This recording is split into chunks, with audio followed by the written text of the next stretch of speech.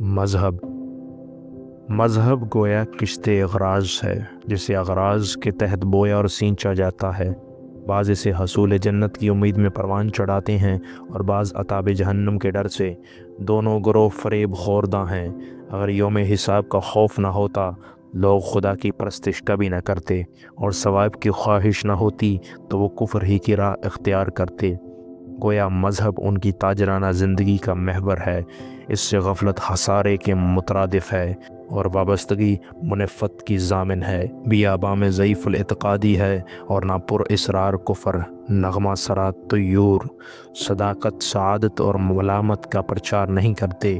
لوگوں کے عقائد شام کے سائے کی طرح جنم لیتے ہیں اور شب کے اندھیرے میں معدوم ہو جاتے ہیں۔